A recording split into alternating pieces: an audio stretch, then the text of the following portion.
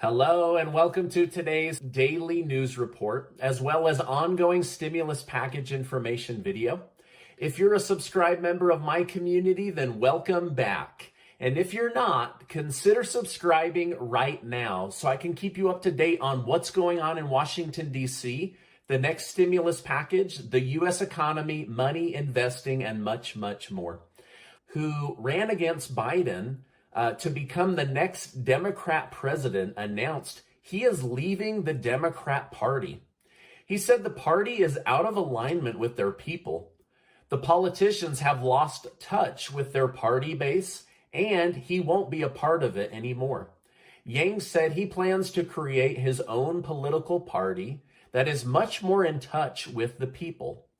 Now, Yang's big claim to fame was his position on a $1,000 per month universal basic income check. So he wants to do a $1,000 check every single month for Americans called universal basic income. Now, he showed mathematically that if we eliminate the United States wasteful spending, that you could send everyone $1,000 a month every single month. Okay. Now, it would have required shaking up the political system, which politicians obviously don't want to do because they need programs that they can either brag about or threaten to take away in order to get votes. For these reasons, Andrew Yang says, I will no longer be a Democrat. So that made the headlines this weekend because it's not every day that someone running to be Democrat president abandons his party. So it'll be very interesting to see where Mr. Yang goes with his new party and his political ideas, including getting $1,000 monthly checks out. He could try to run for a different office in 2022, or he may try to run for president as an independent in 2024. This is what was in the news. All right, now today, Democrats released their tax plan for going after the wealthy to pay for the next $3.5 trillion spending bill. The big news, the big news is that now Democrats think raising the corporate tax rate from 21% over to 28% could actually hurt the United States, the U.S. economy, and consumers, but they say that they are open to going as high as 26.5%. So they've come down 1.5%. However, Joe Manchin and a few others say 25% really is the sweet spot. So they're now saying, we might have been going too high and we're willing to negotiate. They also say that they want to put a 3% surcharge tax on anyone that earns over $5 million per year. My understanding is it wouldn't matter how many legal tax write-offs a person has. If they made over $5 million, they must pay 3% extra tax. Now, Democrats also want to increase the capital gains tax for anyone that invests their money from 20% up to 25%. They believe that extra 5% for American investors isn't a big deal, and it will help to create more revenue for the federal government. Now, on the corporate side, Senator Ron Wyden said he wants to see a 2% excise tax on companies buying back their own stock. So he's saying, hey, wait a minute, there's a chance to tax billions of dollars. Let's go ahead and add that tax as well. Now, this information is coming from two people that sit on the Ways and Means Committee. This is what was in the news. Now, White House spokesman Andrew Bates said Biden will also seek to remove the Trump tax cuts, which he said have done nothing to strengthen our country's economic health. Now, this one I'm not sure I agree with.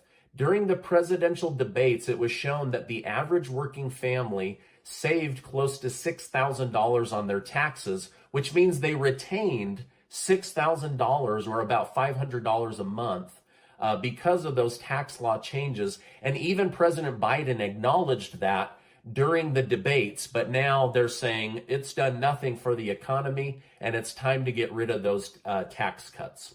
So Bates said that Biden can repeal the Trump tax cuts and still keep his promise to not raise taxes on people making under $400,000.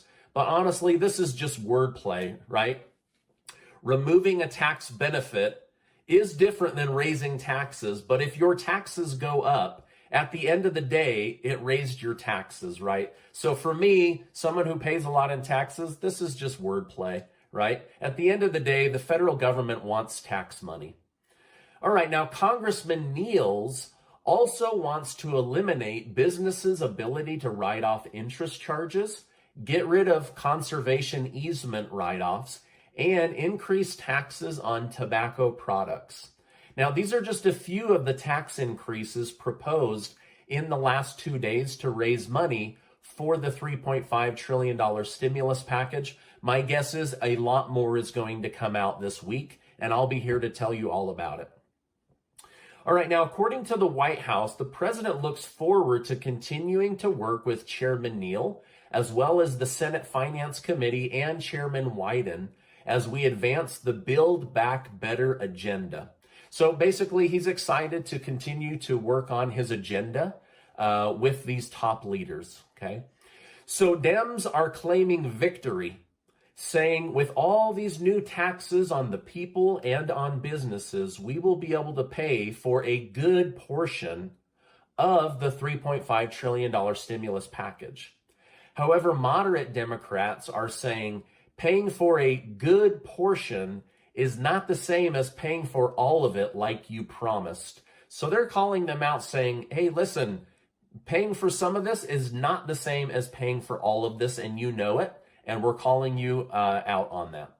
Now, according to sources, a lot is going to come out tomorrow and Wednesday, so make sure to tune in each day this week so I can keep you updated on the progress of the stimulus package.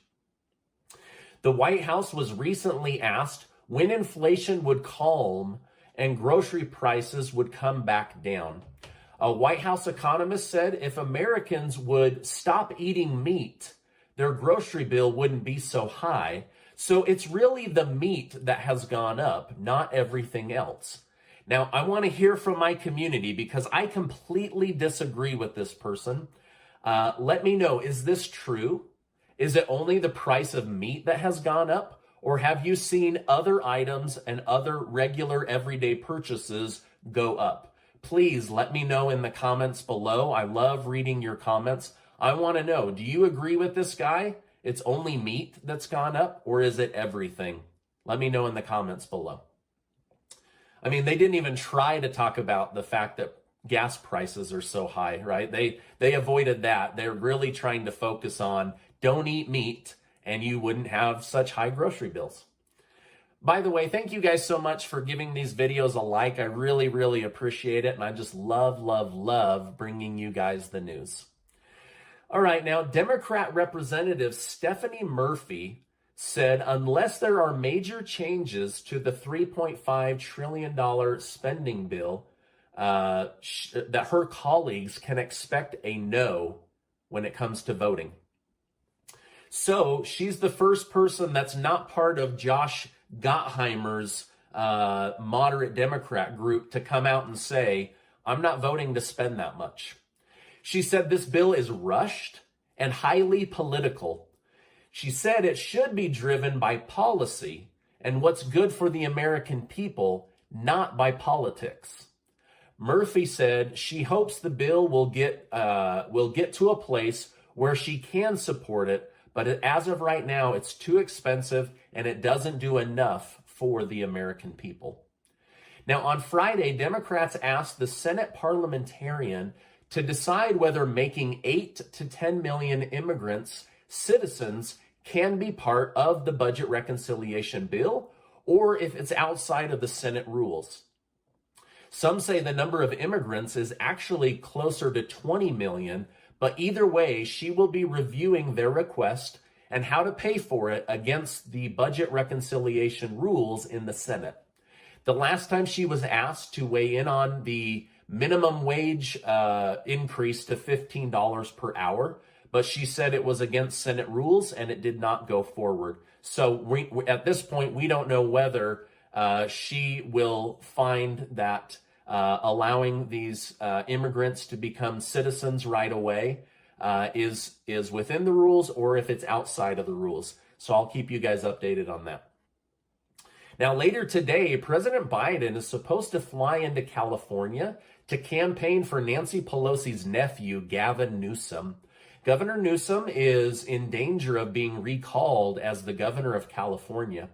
However, CNN says there is no real danger and he will retain his position. Now, former Governor Davis, who was the only California governor ever recalled, said Newsom has a much bigger headache than he may realize, and tomorrow will be very interesting for the country. However, Newsom is higher in the polls than Davis was at the time of recall, so it may not be as big of a worry as Davis had. Later this week, Secretary of State Antony Blinken will have to testify about his knowledge and behavior during the fall of Afghanistan, the events leading up to the fall, and the pullout plan.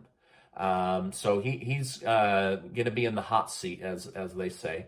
Now, a few major items will be Bagram Air Force Base, allowing ISIS prisoners to escape, pulling the military out before U.S. citizens, and what is the ongoing plan to get remaining U.S. citizens and equipment back to our country.